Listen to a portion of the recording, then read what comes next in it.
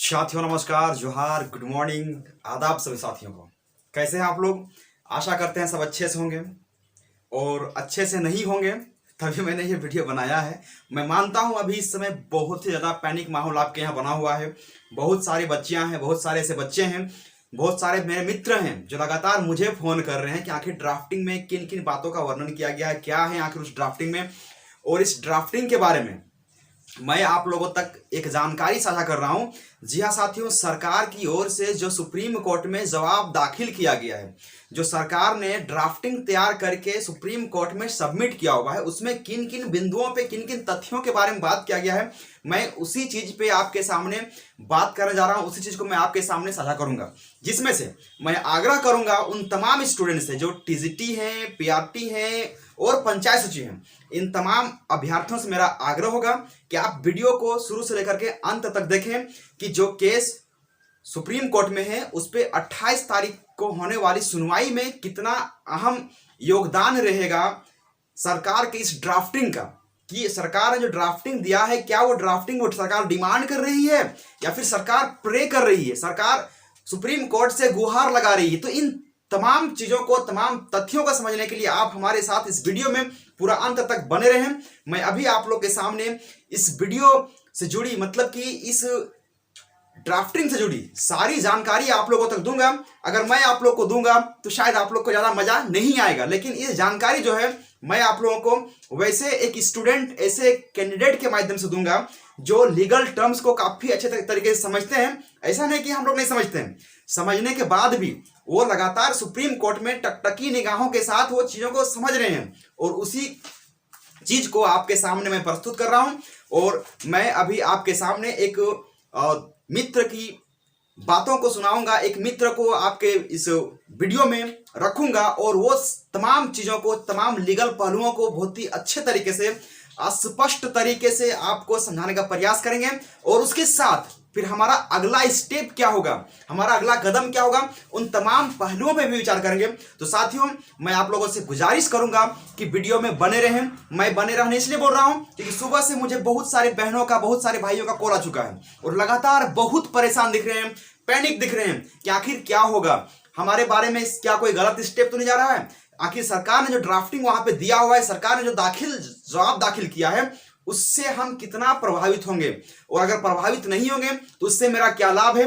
सभी तथ्यों के बारे में इस वीडियो में जुड़ करके आप देखिए। यूं तो मैं भी उसको बता सकता हूं, लेकिन हमारे जो मित्र ने बताया है वो भी काफी अच्छे तरीके से बताया है। तो आप उसी चीज को सुनिए, उसी वीडियो को देखिए, आपको सब कुछ समझ में आएगा। सभी साथियों से मेरा आग्रह होगा कि पैनिक बिल्कुल ना हो।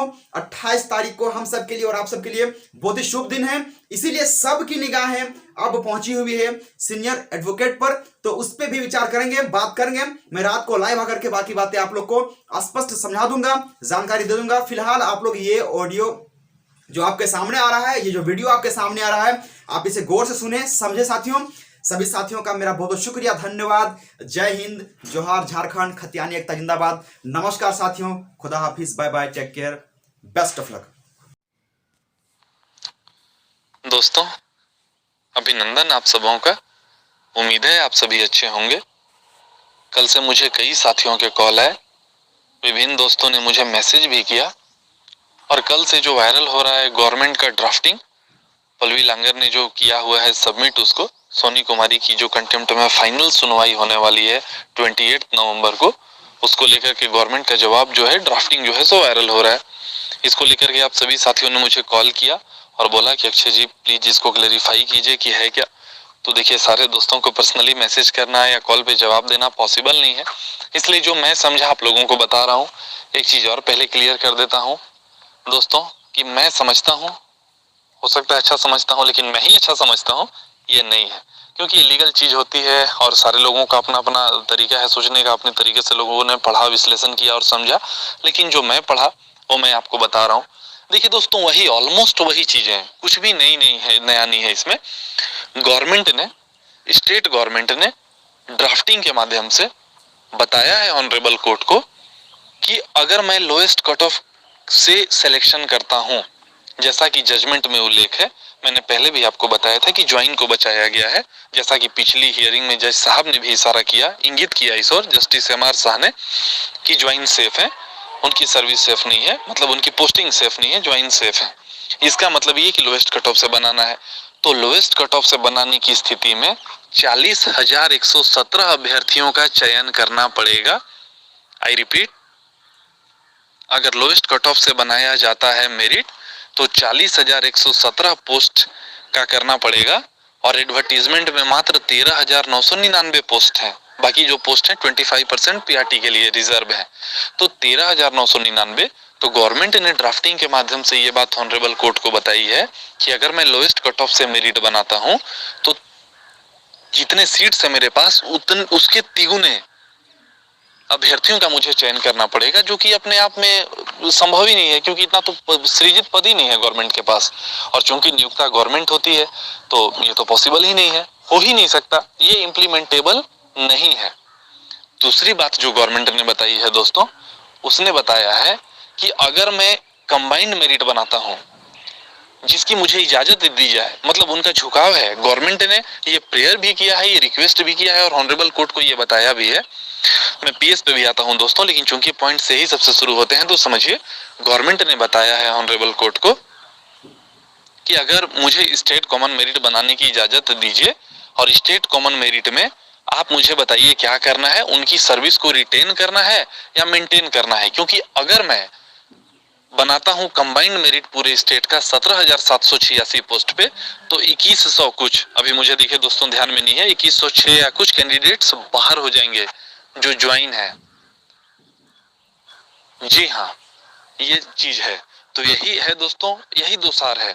एक बार रिपीट कर देता हूं, और अगर मैं लोएस्ट कट ऑफ से बनाता हूं, स्टेट गवर्नमेंट ने बोला है, तो मुझे 40,117 अभ्यर्थियों का चयन करना पड़ेगा, जो कि टोटल सैंक्शन पोस्ट का 1.70 यानी कि 3 गुना से ज्यादा होगा। ये संभव नहीं है, इम्प्लीमेंटेबल नहीं है मेरे लिए।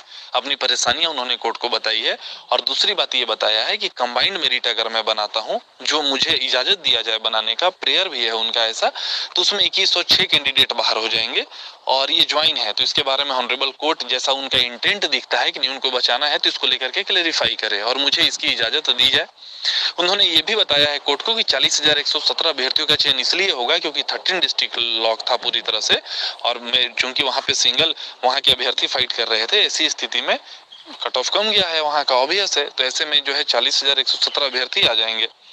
अब आते हैं दोस्तों, एक छोटी सी बात और है, इसको लेकर के मैं अभी तक समझ नहीं पाया हूं, मैं सच बता रहा हूं, या हो सकता है समझ रहा हूं, आपको समझा ना पाऊं। कुछ कास्ट को लेकर के है कि रिजर्व डिस्ट्रिक्ट के वैसे कैटेगरी के स्टूडेंट जो जनरल में फाइट किए होंगे और उनका कुछ प्रॉब्लम होगा, इसको लेकर के कुछ मतलब उनका इशू था, तो ये नहीं हो पाएगा। तो ये कुछ कास्ट का है। और अंतिम चीजें पंचायत सचिव के लिए है। पंचायत सचिव के लिए क्या है दोस्तों? पंचायत सचिव के लिए ये है, ऑनरेबल स्टेट गवर्नमेंट ने ऑनरेबल कोर्ट को ये बताया है कि ये जो वैकेंसी है ये भी लगभग टीजीटी के ही जैसी है, ऑलमोस्ट टीजीटी के ही जैसी ये भी वैकेंसी है, क्योंकि ये भी नोटिफिकेशन नंबर 5938 14/7/2016 को जो प्रभावी हुआ था, नोटिफिकेशन नंबर जो गवर्नमेंट ने बनाया था डिस्ट्रिक्ट वेरियर, उससे ये भी प्रभावित है। मतलब ये वैकेंसी भी प्रभावित है। और इसका जिक्र पैरा 2.0 में, जो 2 अगस्त को जजमेंट आया, उसके पैरा 2.0 में तो इसका जिक्र है। लेकिन जजमेंट के ऑपरेटिव पार्ट क्या होती है दोस्तों? Operative part in the sense कहने का मतलब हुआ कि जो मेन पॉइंट होता है, जैसे उस जजमेंट का पैरा 27, पैरा 28, जिसमें जज अपनी बात रखते हैं या ऑर्डर देते हैं या इंस्ट्रक्शंस देते हैं, उसको ऑपरेटिव पार्ट बोलते हैं। तो स्टेट गवर्नमेंट ने ऑनरेबल कोर्ट को बताया है कि जो विज्ञापन संख्या 1/2017 और 2/2017 जो है, ये भी लगभग टीजीटी के ही सिमिलर सिचुएटेड है, क्योंकि इस पे भी वो सब पार्शियली लागू होती है, नोटिफिकेशंस जो टीजीटी पे लागू होती है। और इस पे तो आपने किया सब कुछ, लेकिन इसके बारे में आपने थोड़ा सा अच्छे से क्लेरिफाई नहीं किया।